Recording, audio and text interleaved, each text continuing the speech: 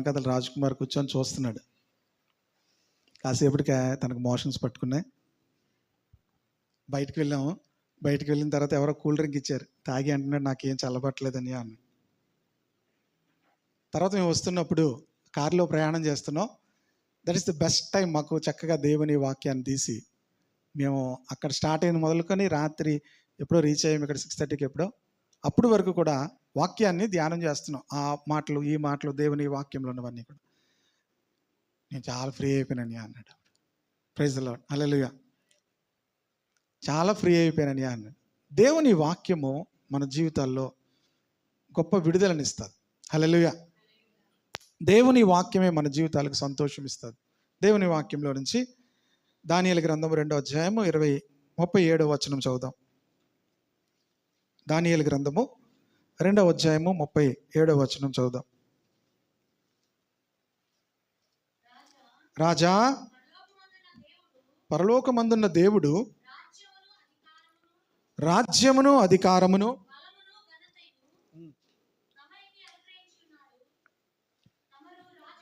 తమరికి అనుగ్రహించున్నాడు, తమరు రాజులకు.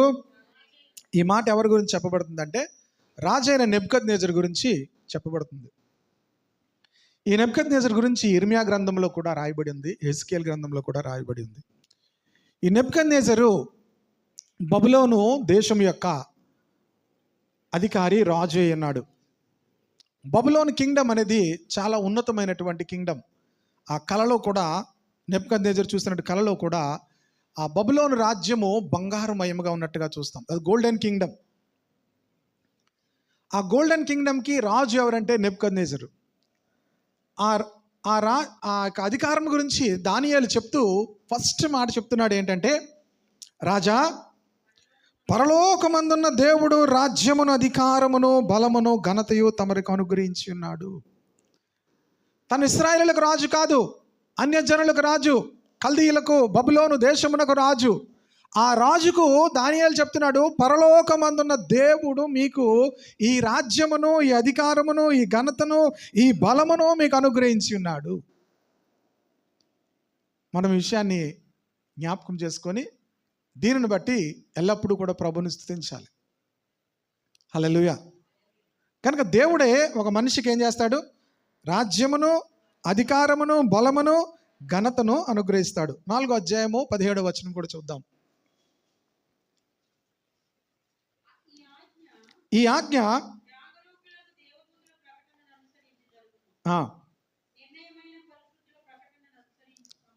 జాగరూకులకు దేవదూతల ప్రకటన అనుసరించి జరుగును, నిర్ణయమైన పరిశుద్ధుల ప్రకటన అనుసరించి జరుగును. మహోన్నతుడకు దేవుడు మానవుల రాజ్యము పైన అధికారి అయి ఉండి తాను ఎవరికి అనుగ్రహింప నిశ్చయించునో వారికి అనుగ్రహించుననియు, ఆయా రాజ్యముల పైన అత్యల్ప మనుష్యులను ఆయన నియమించున్నాడనియు. మహోన్నతుడు అనేటువంటి మాట ఈ దానియేలు గ్రంథంలో చాలాసార్లు రాయబడి ఉంటుంది. సర్వోన్నతుడు, మహోన్నతుడు అని. మహోన్నతుడకు దేవుడు మానవుల రాజ్యం మీద అధికారి అయి ఉన్నాడు. ఈ రాజ్య అధికారములు అన్నిటి కింద ఎవరి కింద ఉన్నాయంటే మహోన్నతుడకు దేవుని కింద ఉన్నాయి. మహోన్నతుడకు దేవుడు మానవుల రాజ్యం మీద అధికారి అయి ఉండి, వీళ్ళు బానిసలుగా ఉన్నారు, వీరు దాసులుగా ఉన్నారు. దానియేలు తర్వాత దానియేలుతో పాటు ఉన్నటువంటి అజర్యా, వాళ్ళ ముగ్గురు పేర్లు షడ్రక మెషక అబేద్నెగోలు కాకుండా అజర్యా, మిషాయేలు, అనన్య, వాళ్ళ యాక్చువల్ పేర్లు అవన్నమాట. వాళ్ళ దేవతల పేర్లు మారుస్తారనమాట. వాళ్ళు అక్కడికి వెళ్ళిన తర్వాత ఈ దానియేలు పేరు కూడా మారుస్తారు. వాళ్ళ యొక్క దేవతల పేరు పెట్టి వాళ్ళు పిలుస్తారు. సరే, బెల్తెషాజర్ గనక ఇక్కడ ఈ యొక్క కానీ దానియేలు పేరు దానియేలుగానే ఉంటుంది. అందులో ఎవరు పిలవరు. ఎందుకంటే దానియేలుని అలాగే ఎవరు కూడా గుర్తించలేకపోయారు. దానియేలుగానే గుర్తించబడ్డాడు. అది వేరొక అంశము. అయితే దేవుడు అత్యల్పమైనటువంటి మనుష్యులను దేవుడు ఆయా రాజ్యముల మీద ఏం చేస్తాడట? నియమిస్తాడు. దేవునికి స్తోత్రం కలుగును గాక. దేవుడే అధికారులు ఏం చేస్తాడు? నియమిస్తాడనే విషయాన్ని మనం ఎప్పుడు కూడా మర్చిపోకూడదు. కనుక ఈరోజు ఈ విషయాన్ని క్లుప్తంగా కొద్దిగానే నేను చెప్తాను.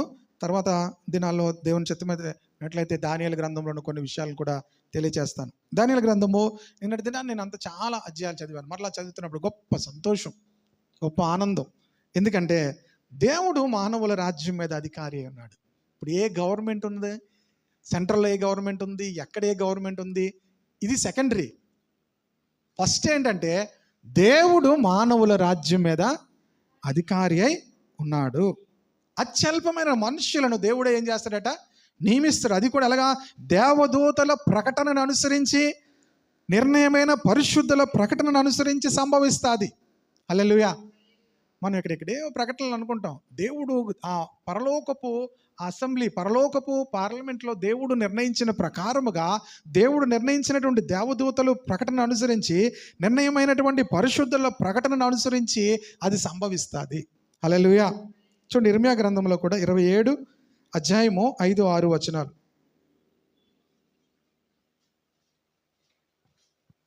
అధిక బలము చేతను, చాచిన బాహువు చేతను, జెర్మియా 27:5-6 వచనాలు.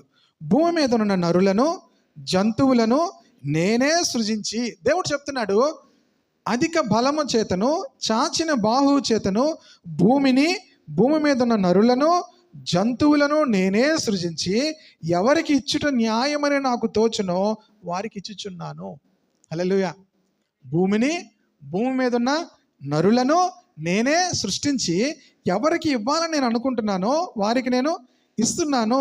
ఇప్పుడైతే దేశములన్నిటినీ నా దాసుడగు బబులోను రాజైన నెబుకద్నెజరు వశము చేయుచున్నాను. హల్లెలూయా. ఈ నెబుకద్నెజరు గురించి ఇర్మియా గ్రంథం తర్వాత ఎజెకియెల్ గ్రంథంలో 37 సార్లు రాశాడు. దానియేలు గ్రంథంలోకి రాకమునిపే 37 సార్లు నెబుకద్నెజరు అనే మాట కనిపిస్తుంది. ఒకవేళ ఇంకా ఎక్కువ కనిపిస్తే మీరు చూడొచ్చు, తప్పేం లేదు. నేను తప్పు చెప్పేసాను అనుకోవద్దు. గనుక నా దాసుడగు బబులోను రాజైన నెబుకద్నెజరు వశము చేయుచున్నాను. అతన్ని సేవించుటకే భూజంతువులను కూడా అతను వశము చేయుచున్నాను. నా దాసుడు అంటున్నాడు. ఎవరి గురించి? నెబుకద్నెజరు గురించి దేవుడు అంటున్నాడు. ఇలాగ కోరేషు గురించి కూడా దేవుడు ఒక మాట అన్నాడు, నా మంద కాపరి అన్నాడు. యెషయా గ్రంథం 44 అధ్యాయం కింద మాటల్లో ఉంటుంది, నా మంద కాపరి అన్నాడు. ఎవరి గురించి? ఇంకేమన్నాడు తెలుసా? నా చిత్తము నెరవేర్చువాడా అన్నాడు. నా చిత్తము నెరవేర్చువాడా. గనక దేవుడు ఆయా రాజ్యముల మీద ఎవరిని నియమిస్తున్నప్పుడు దేవుడు కొన్ని ఉద్దేశాలతో నెరవేరుస్తాడు. ఒక ఉద్దేశం మీకు చూపిస్తాను, అన్ని చెప్పడానికి అవ్వదు కానీ చూడండి, యెహెజ్కేలు గ్రంథము 30 అధ్యాయము 10వ వచనం. యెహెజ్కేలు గ్రంథము, ప్రభువైన యెహోవా సెలవిచ్చినది ఏమనగా, ఐగుప్తులు చేయు అల్లరి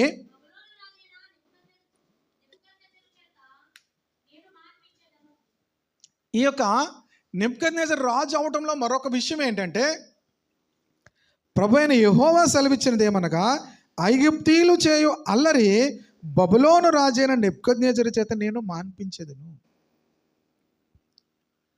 దేవుడు ఒక రాజును నియమించాడంటే దాని వెనకాతల దేవుడు ఎన్ని ఉద్దేశాలు ఉంటాయో, దేవుడు ఎన్ని విధాలుగా తన చిత్తమును నెరవేర్చుకుంటాడో. కోరేషును దేవుడు నియమించాడంటే కోరేషు ద్వారా దేవుడు 70 సంవత్సరాలు ఇశ్రాయేలులందరూ కూడా బబులోను దేశంలో బానిసలుగా ఉండిపోయిన తరువాత మరలా వాళ్ళు వెళ్ళి దేవుని యొక్క మందిరమును, దేవుని యెరూషలేమును కట్టుకోవడానికి కావలసిందంతా కూడా కోరేషు ద్వారా దేవుడు సమకూర్చాడు. హల్లెలూయా. ఇక్కడ బబులోన్లో ఉన్నటువంటి ఈ రాజు ద్వారా కూడా దేవుడు అంటున్నాడు, ఐగుప్తీయుల అల్లరిని నేనేం చేస్తాను, బబులోను రాజైన నెబుకద్నెజరు ద్వారా నేను మాన్పిస్తాను. హల్లెలూయా. అంటే దేవుని యొక్క పర్పస్ ఎలా ఉంటుంది. కనుక మనం ఏమనుకుంటామంటే, మనము ఆయా రాజులు, అన్య రాజులు వాళ్ళు ఆయా పరిస్థితుల్లో వారు వచ్చేసారు అనుకుంటాం. కాదు, మహోన్నతుడకు దేవుడు మానవుల రాజ్యం మీద అధికారి అయ్యుండి ఆయా సమయంలో ఆయా రాజ్యములను, ఆయా రాజులను దేవుడే నియమిస్తాడు. చూద్దాం, దానియేలు గ్రంథంలోకి వద్దాము. 4వ అధ్యాయము 25వ వచనం చూద్దాం. 4:25 దానియేలు గ్రంథం.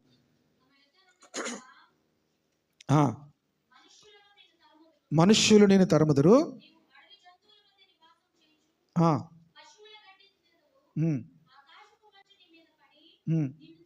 తడుపును. సర్వోన్నతుడగు దేవుడు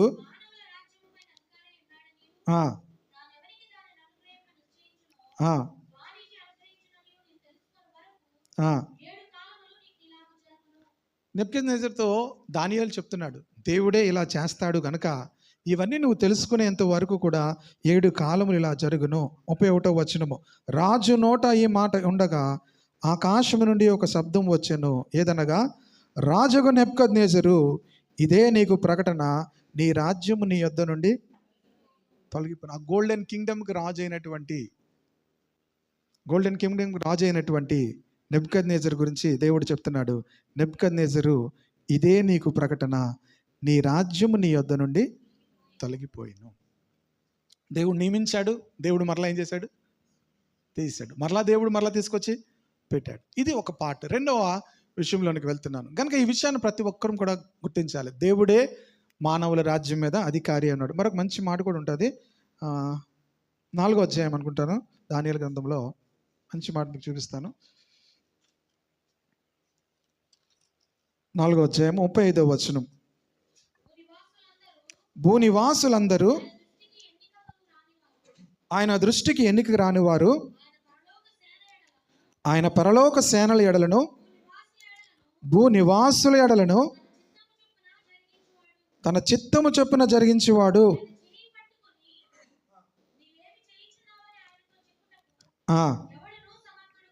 ఆమేన్. ఈ దానియేలు గ్రంథం చదువుతున్నప్పుడు గాడ్స్ సావరెన్ అథారిటీ, దేవుని యొక్క సర్వశక్తి కలిగినటువంటి దేవుని యొక్క అధికారం మనకు తెలుస్తుంది. దేవుని యొక్క సంపూర్ణ చిత్తము ఎలాగ దేవుడు చేస్తాడో కూడా మనకు తెలుస్తుంది. ఇక చక్కని మాట చెప్తున్నాడు, భూనివాసులు ఆయన దృష్టికి ఎన్నికకు రాని వారు, ఆయన పరలోక సేనల ఎడలను, పరలోకములో ఉన్నటువంటి సేనలలో కూడా, సైన్యములో కూడా, భూనివాసుల ఎడల కూడా తన చిత్తము చొప్పున జరిగించేవాడు. ఆయన చెయ్యి పట్టుకొని ఆమేన్. ఎవడు కూడా ఆయన దగ్గరికి వెళ్ళి నువ్వేం చేస్తున్నావని అడగడానికి లేదు. ఆయన తన చిత్తము చొప్పున చేసేవాడు. హల్లెలూయా. ఈ మాట నేను మరలా కలుపుతాను. రెండవ భాగంలోనికి వెళ్దాం. దానియేలు గ్రంథం 7వ అధ్యాయము 27వ వచనం,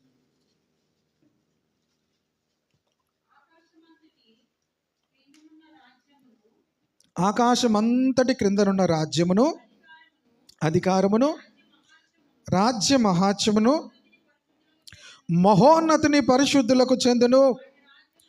ఆయన రాజ్యము నిత్యము నిలుచును, దానికి దాసులై నేను 27 పద్యం చదవండి. అయితే మహోన్నతుని పరిశుద్ధులే, ఆమేన్, వారు యుగయుగములు యుగాంతముల వరకు, అయితే మహోన్నతిని పరిశుద్ధులే రాజ్యాధికారం పొందుదురు. ఇప్పుడు వరకు కూడా దేవుడు ఆయా రాజ్యముల మీద ఆయా రాజులను నియమించడం మనం చూసాం. ఇశ్రాయేల్ దేశంలో దావీదును, దావీదు తర్వాత సొలొమోను తర్వాత రెహబామును, అలాగా రెహబాము తర్వాత రాజ్యం విడిపోయి యెరోబాము అటు సైడ్ వస్తాడు. అలాగే ఇశ్రాయేలు మీద దేవుడు ఆయా అధికారులను నియమించాడు. ఇక్కడికి వచ్చేసరికి అయితే మహోన్నతిని పరిశుద్ధులే రాజ్యాధికారం పొందుతారు. మహోన్నతిని పరిశుద్ధులే రాజ్యాధికారం పొందుతారు. వారు యుగయుగములు యుగాంతముల వరకు రాజ్యం ఏలుతారు. ఇక్కడికి వచ్చేసరికి మొత్తం మారిపోయింది. ఇప్పుడు రాజులు, ఈ అధికారులు అందరూ కూడా దేవుడు నియమిస్తాడు. కానీ ఇక్కడికి వచ్చేసరికి 7వ అధ్యాయంలోకి వచ్చేసరికి దానియేలుకు ఒక దర్శనం వచ్చింది. ఆ దర్శనంలో ఉన్నటువంటి భావాన్ని దేవదూత చెప్తుంది. ఏంటంటే మహోన్నతిని పరిశుద్ధులు రాజ్యాధికారం పొందుతారు. మహోన్నతిని యొక్క పరిశుద్ధులే ఏం చేస్తారట, యుగయుగములు యుగాంతముల వరకు కూడా రాజ్యం ఏలుతారు. Praise the Lord. హల్లెలూయా. ఎవరు వీళ్ళు?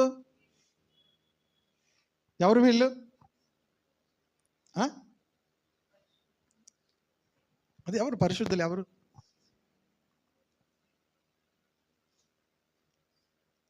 మహోన్నతిని పరిశుద్ధులు రాజ్యాధికారం పొందుదురు.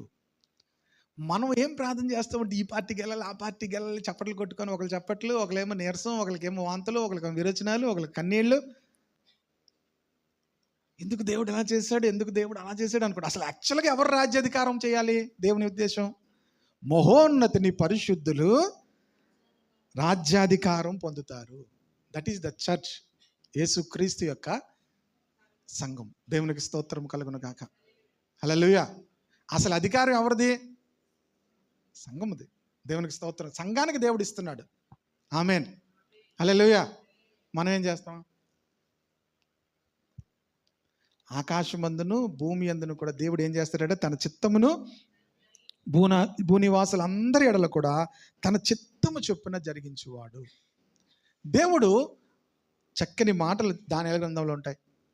ఇదే విషయాన్ని మీరు ప్రకటన గ్రంథంలోకి వెళ్తే కూడా రాసి ఉంటుంది. చూడండి, ప్రకటన గ్రంథము 5వ అధ్యాయము 9, 10 వచనాలు. 5వ అధ్యాయము.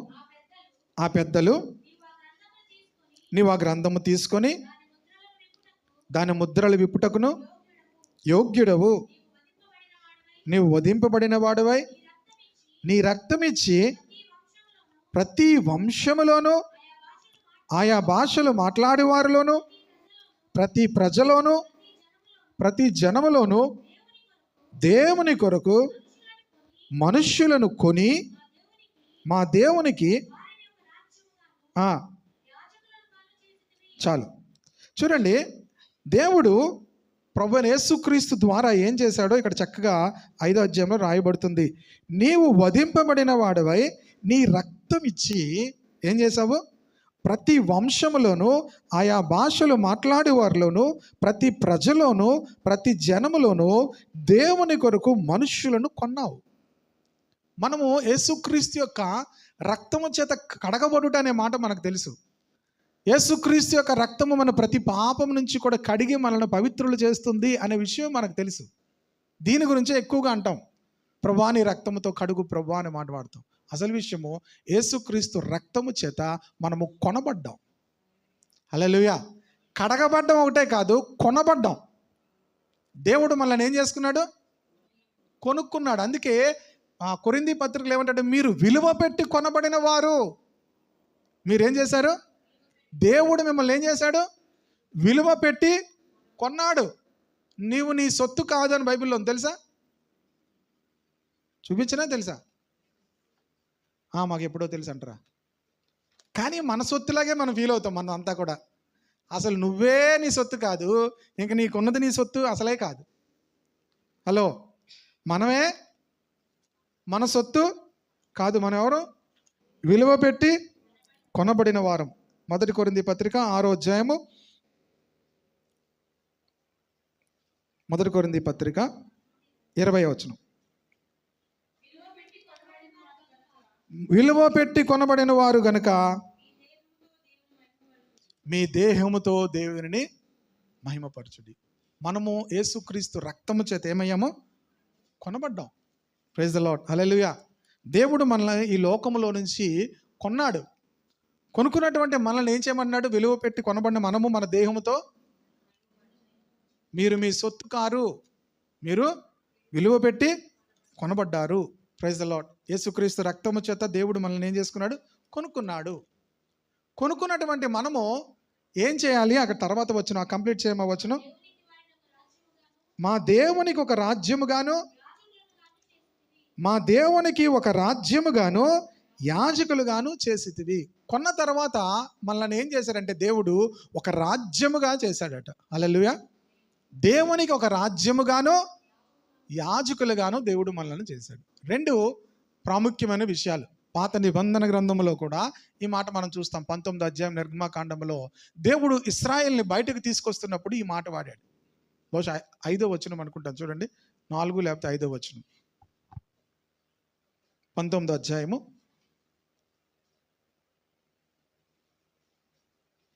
నిర్గమకాండం. కాగా నా మాట శ్రద్ధగా విని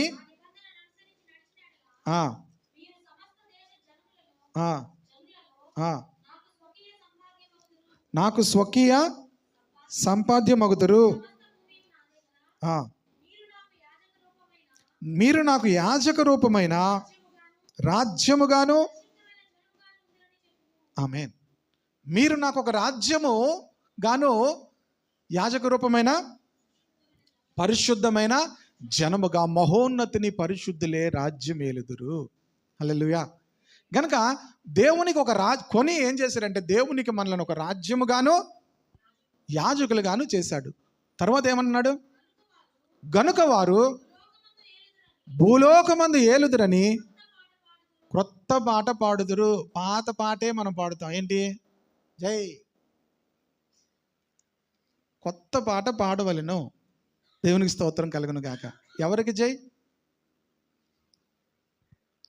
యేసు ప్రభుకి జై. దేవునికి స్తోత్రం కలుగును గాక. హల్లెలూయా. యేసుక్రీస్తుకు జై. మనం ఎవరి రాజ్యం అంది? దేవుని రాజ్యం. హల్లెలూయా. దేవుని రాజ్యములో దేవుడు మనల్ని ఏం చేశాడు? అధికారులుగా దేవుడు నియమించాడు. మహోన్నతిని పరిశుద్ధులే రాజ్యాధికారము పొందుతారు. వారు ఎంతకాలం ఏలుతారు? యుగ యుగములు కూడా వారు ఏలుతారు. ఈ అధికారులందరూ కూడా కొంత పీరియడే వారు ఉంటారు, కొంత పీరియడే వాళ్ళు రాజ్యం చేస్తారు. కానీ మహోన్నతిని పరిశుద్ధులు దేవుని బిడ్డలు యుగ యుగములు కూడా ఏం చేస్తారట? అధికారులుగా ఉంటారు. అందుకనే నేను గ్రూప్లో ఒక మాట పెట్టాను. సంఘము యొక్క విశిష్టత మనకు తెలుసుకుంటే సంఘములో ఉన్న మనుషుల యొక్క ప్రవర్తన మారుతుంది అని. సంఘము యొక్క విశిష్టత మనం తెలుసుకుంటే సంఘములో ఉన్నటువంటి మనుషుల యొక్క ప్రవర్తన ఏమవుతుంది? మారుతుంది. సంఘము యొక్క విశిష్టత ఏంటి? సంఘము భూమి మీద ఏలుటకు దేవుడు సంఘాన్ని నియమించాడు. హల్లెలూయా. సంఘము ఆ ఏలుట అనేది ఒకవేళ ఇలాగ మనల్ని ఎలక్షన్స్తో మనల్ని ఎవరు గెలిపించరు, కానీ దేవుడే సంఘమునకు ఆ అధికారం ఇచ్చాడు. హల్లెలూయా. ఇది ఎలా చేయాలి అంటే, ఒకటి ఏంటంటే మనకు ప్రార్థన నేర్పించినప్పుడు పరలోకమందున్న మా తండ్రి నీ నామము పరిశుద్ధపరచబడును గాక. రెండవది ఏం చెప్పేది? నీ రాజ్యం వచ్చుగాక. దేవుని ప్రజలు ప్రార్థించవలసిన విధానం ఎలాంటిదంటే, మనము యాజకులము, మనము రాజులైన యాజకులము, మనకు రాజ్యాధికారం ఉంది, దానితో పాటు యాజకులము. ఏమని చేయాలంటే నీ రాజ్యం వచ్చుగాక. హల్లెలూయా. ఎవరి రాజ్యం రావాలి? అలాగే చేస్తాం మనం ప్రార్థన. మీరు అలా చేస్తే ఎప్పుడు డిసప్పాయింట్ అవ్వరు. Praise the Lord. హల్లెలూయా. ఎవరి రాజ్యం రావాలి? సంఘమంతా కూడా నీ రాజ్యం రావాలంటే అక్కడ నెబుకద్నెజర్ అయినా, కోరేష్ అయినా, అష్షూరు రాజు అయినా, లేకపోతే ఇంకెలాంటి రాజులైనా దేవుని రాజ్యం మనం చూస్తాము. హల్లెలూయా. ఎందుకంటే పరిపాలిస్తుంది ఎవరని చెప్పాడు? మహోన్నతిని పరిశుద్ధులే రాజ్యాధికారం పొందుతారు. వారు యుగ యుగములు యుగాంతము వరకు కూడా వారు ఏలుతారు. వారు భూలోకమందు ఏం చేస్తారట? భూలోకమందు ఏలుదురని క్రొత్త పాట పాడుదురు. వారు నువ్వు కొన్నావు, కొన్న తర్వాత వారు భూలోకమందు ఏం చేయాలి? ఏలుదురు. ప్రియ దేవుని బిడ్డలారా, మనమందరమును కూడా దేవుని రాజ్యం వచ్చుగాక అని ప్రార్థన చేయాలి. రెండవది, పరలోకమందు నీ చిత్తము నెరవేరుచున్నట్లు భూమి మీద నీ చిత్తము నెరవేరునుగాక అని ప్రార్థించాలి. That is the greatest prayer. మనం ప్రార్థన చేయమంటే మన ప్రార్థనలన్నీ కూడా ఎక్కడ చుట్టుకొని ఉంటాయంటే ఇలా చిక్కులు పెట్టినట్టుగా ఉంటాయి. ఆ చిక్కులు ప్రార్థన తర్వాత మనమే పెప్పలేమేమో, అలా చిక్కు పెట్టినట్టుగా ఉంటాయి మన ప్రార్థనలు. మన ప్రార్థన చాలా క్లారిటీగా ఉండాలి, ప్రార్థన చాలా క్లియర్గా ఉండాలి. పరలోకమందు నీ చిత్తం నెరవేర్చున్నట్లు భూమి మీద కూడా నీ చిత్తం నెరవేరును కాక. హల్లెలూయా. సంఘము ఈ ప్రార్థన చేస్తే దేవుడు తన చిత్తమును భూమి మీద కంప్లీట్గా నెరవేరుస్తాడు. హల్లెలూయా. భూమి మీద ఉండి నీవు నేను చేయవలసిన యాజకత్వం ఏంటంటే నీ చిత్తము నెరవేరునుగాక, నీ చిత్తము నెరవేరునుగాక. మనకు లేనిపోయిన ఆశలు, లేనిపోయిన కోరికలన్నీ మనం పెట్టుకుంటాం. ఎప్పుడైతే ఆయన చిత్తం అనే విషయం మనకు తెలిసిపోద్దో ఇవన్నీ ఖాళీ చేసేసుకోవాలి. ఏం చేయాలి? మీకు తెలుసా, అప్పుడు ఖాళీ అవుతాం మనం. లేకపోతే ఇవన్నీ ఉన్నాయనుకోండి, కారులో వెళ్తూ కూడా తట్టెట్టుకుందంట ఎవడో బుర్ర మీద ఒక ఆవిడ లిఫ్ట్ ఇస్తే. కారులో ఎవరో ఒకరికి లిఫ్ట్ ఇచ్చారంట, అమ్మ బరువు మోస్తున్నావు కదని. తట్ట మాత్రం బుర్ర మంచి దించట్లేదట. ఎందుకని అడిగితే, ఎందుకు బాబు కారులో బరువు ఎక్కువైపోద్ది కదా మీకు, నేనే మోస్తాను అన్నది. కారుకి మీకు బరువు ఎక్కువ అవుతుంది కదా బాబు, ఎందుకు నేను మోస్తానులేండి అని. నువ్వు బుర్ర మీద ఎట్టుకున్నా అదే బరువు అమ్మా, కింద పెట్టినా అదే బరువు. ప్రియ దేవుని బిడ్డలారా, మన జీవితాల్లో దేవుని చిత్తానికి మన జీవితాలు అప్పగించేస్తే మనలో ఉన్న బరువులు భారములు అన్నీ కూడా పోతాయి. హల్లెలూయా. నీ చిత్తము నెరవేరును గాక. ఇది మీ ప్రార్థనలో ఖచ్చితంగా మీరు వాడాలి. నీ చిత్తము నెరవేరును గాక. ఎలాగంటే పరలోకములో నీ చిత్తము నెరవేర్చున్నట్లు, పరలోకపు సేనల ఎడల కూడా ఆయన చిత్తాన్ని నెరవేర్చుకుంటున్నాడు. భూమి అంతటా కూడా దేవుడు తన చిత్తాన్ని ఏం చేస్తాడట, నెరవేరుస్తాడు. నెబుకద్నెజరు ద్వారా ఐగుప్తు రాజు యొక్క అల్లరిని నేను మార్పిస్తాను అన్నాడు. హల్లెలూయా. 70 సంవత్సరాలు మాత్రమే మీరు అక్కడ ఉంటారు, 70 సంవత్సరాల తర్వాత మరలా నేను ఇక్కడ తీసుకొస్తాను. ఎంత సావరెన్ అథారిటీ! దేవుడు ఎంత ఎగ్జాక్ట్గా ప్రతి దానిని కూడా జరిగిస్తున్నాడు. దానియేలు గ్రంథం చదువుతున్నప్పుడు నిన్న నాకు చాలా సంతోషమైంది. హృదయంలో ఎంత ధైర్యం, ఎంత సంతోషం. ప్రియ దేవుని బిడ్డలారా, బిక్కు బిక్కు బిక్కు బిక్కుమంటాం మనం. చాలా భయంగా, ఇలా తేమొద్దు, ఆలోచిస్తేమొద్దు. పరలోకమందున దేవుడు పరిపాలిస్తున్నాడు. దేవుడు ఆ పరిపాలించే అధికారమును దేవుడు మనకిచ్చాడు. మనము ప్రార్థించుట ద్వారా సమస్తమును కూడా నియంత్రించవచ్చు. హల్లెలూయా. ఆ రాజ్యాలను మార్చేయమని అడగడం మన ఇష్టం కాదు, దేవుడు నియమిస్తాడు. 70 సంవత్సరాలు మీరు అక్కడ ఉండాలి అన్నాడు దేవుడు. ఎంతకాలం ఉండాలి?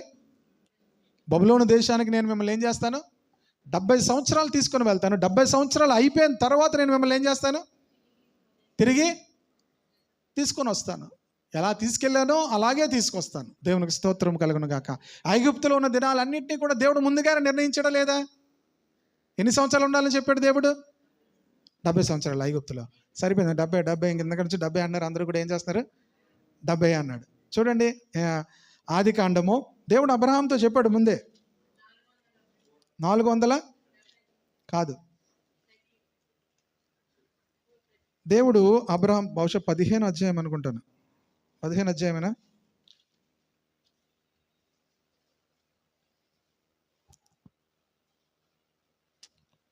15 అధ్యాయము 15-16 వచనాలు చూడండి.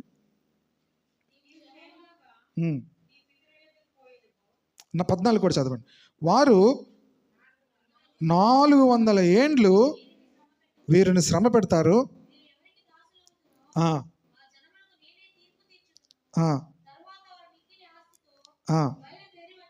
బయలుదేరి వచ్చేదరు. నీవు క్షేమముగా మంచి వృద్ధాప్యమందు పాతి పెట్టబడదువు.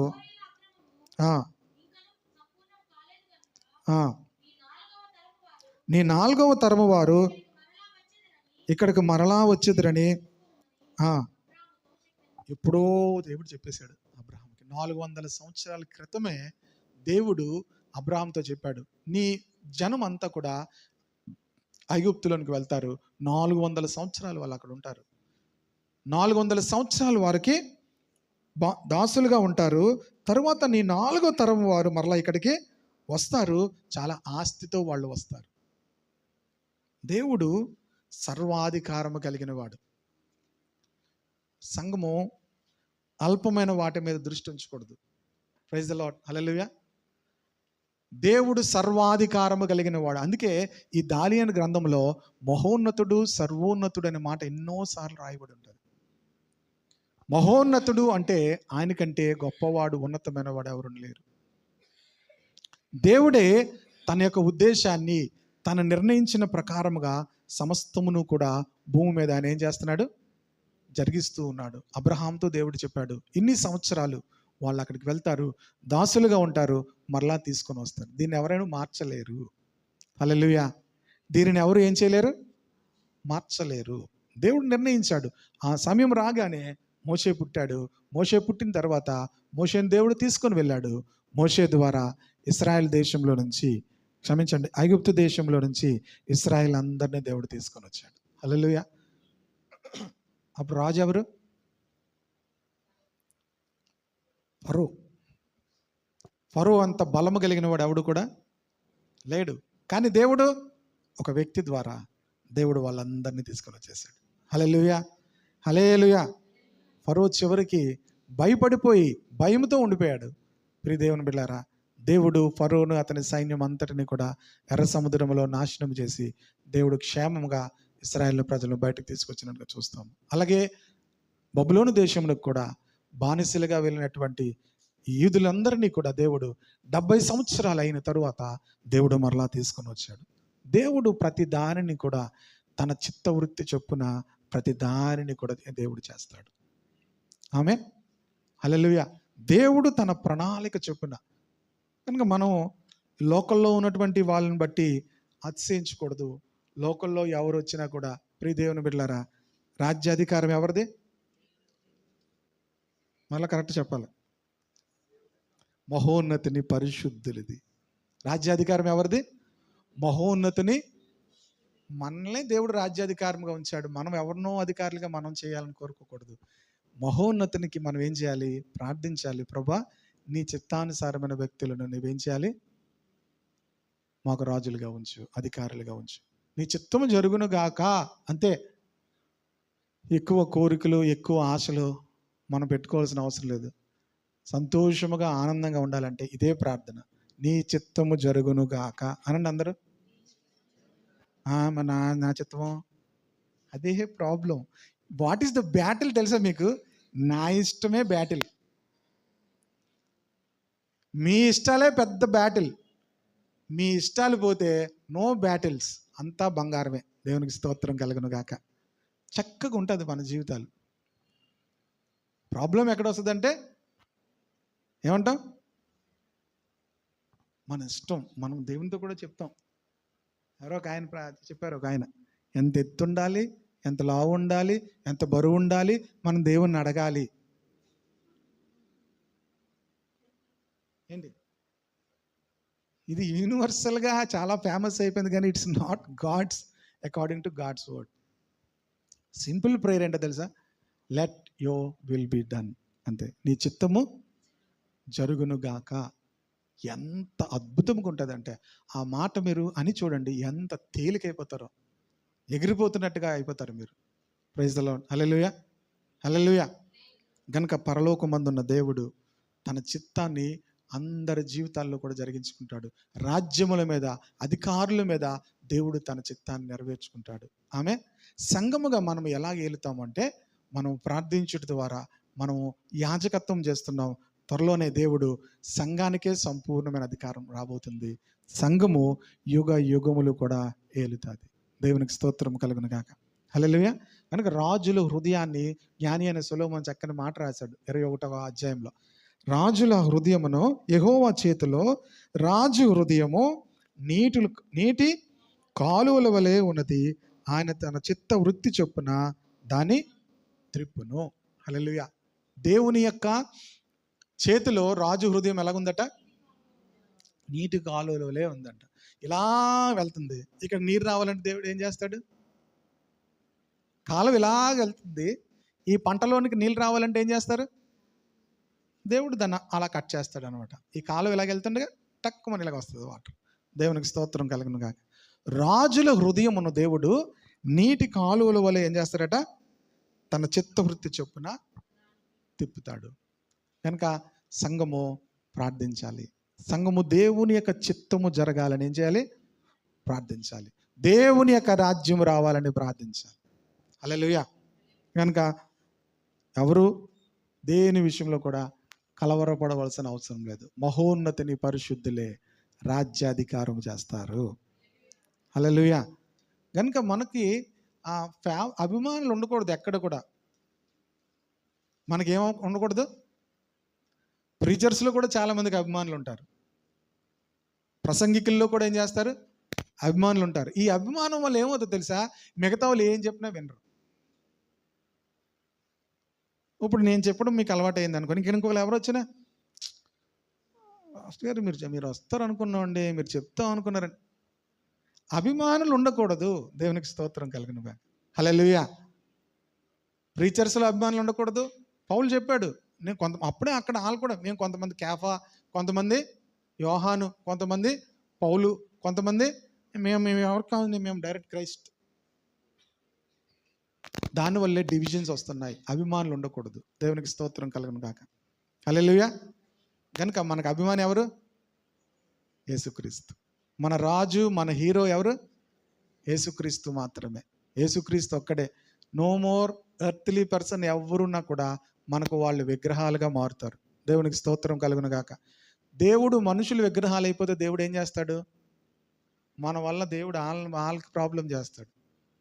ఎక్కువ విగ్రహాలు అయిపోయారు అనుకోండి మనుషులు, దేవుడు ఏం చేస్తాడు? వాళ్ళని తీస్తాడు పక్కకి. మన వల్ల మనకు మనుషులు విగ్రహాలు అవ్వకూడదు. ఆమేన్. దేవుడే మనల్ని ఆయన కొనుక్కున్నాడు, విలువ పెట్టి మనల్ని ఆయన ఏం చేశాడు? కొనుక్కున్నాడు. మనం ఆయన సొత్తు. ఆమేన్. యేసయ్యా నీ రక్తమిచ్చి నన్ను కొన్నావయ్యా, యేసయ్యా నీ సొత్తుగా నన్ను చేసావయ్యా, యేసయ్యా నీ రక్తమిచ్చి నన్ను కొన్నావయ్యా, యేసయ్యా నీ సొత్తుగా నన్ను. నీ సిలువే శరణం యేసయ్యా, ఆ సిలువే విలువను ఇచ్చెనయ్యా, నీ సిలువే శరణం యేసయ్యా, ఆ సిలువే విలువను ఇచ్చెనయ్యా. రాజులైన యాజకులుగా పరిశుద్ధ జనముగా చేసావయ్యా, రాజులైన యాజకులుగా పరిశుద్ధ జనముగా చేసావయ్యా. హల్లెలూయా హల్లెలూయా హల్లెలూయా హల్లెలూయా హల్లెలూయా హల్లెలూయా హల్లెలూయా హల్లెలూయా హల్లెలూయా హల్లెలూయా హల్లెలూయా. యేసయ్యా నీ రక్తమిచ్చి నన్ను కొన్నావయ్యా, యేసయ్యా నీ సొత్తుగా నన్ను చేసావయ్యా. అలా చెప్తాము. యేసయ్యా నీ రక్తమిచ్చి నన్ను కొన్నావయ్యా, యేసయ్యా నీ సొత్తుగా నన్ను చేసావయ్యా.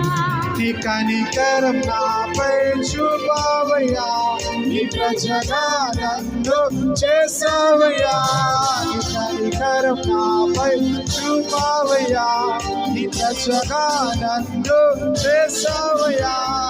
చీకటి నుండి ఆశ్రయమై వెలుగులోనికి పిలిచావయ్యా, చీకటి నుండి ఆశ్రయమై వెలుగులోనికి పిలిచావయ్యా.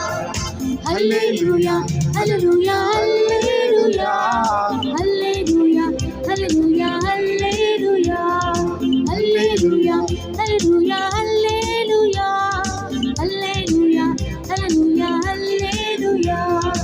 యేసయ్యా నీ రక్తమిచ్చి నన్ను కొన్నావయ్యా, యేసయ్యా నీ సొత్తుగా నన్ను చేసావయ్యా. యేసయ్యా నీ రక్తమిచ్చి నన్ను కొన్నావయ్యా, యేసయ్యా నీ సొత్తుగా నన్ను చేసావయ్యా. నీ సిలువే శరణం యేసయ్యా, ఆ సిలువే విలువను తెచ్చెనయ్యా, నీ సిలువే శరణం యేసయ్యా, ఆ సిలువే విలువను తెచ్చెనయ్యా. రాజులైన యాజకులుగా పరిశుద్ధ జనముగా చేసావయ్యా, రాజులైన యాజకులుగా పరిశుద్ధ జనముగా చేసావయ్యా. హల్లెలూయా హల్లెలూయా హల్లెలూయా హల్లెలూయా హల్లెలూయా హల్లెలూయా హల్లెలూయా హల్లెలూయా హల్లెలూయా హల్లెలూయా హల్లెలూయా హల్లెలూయా.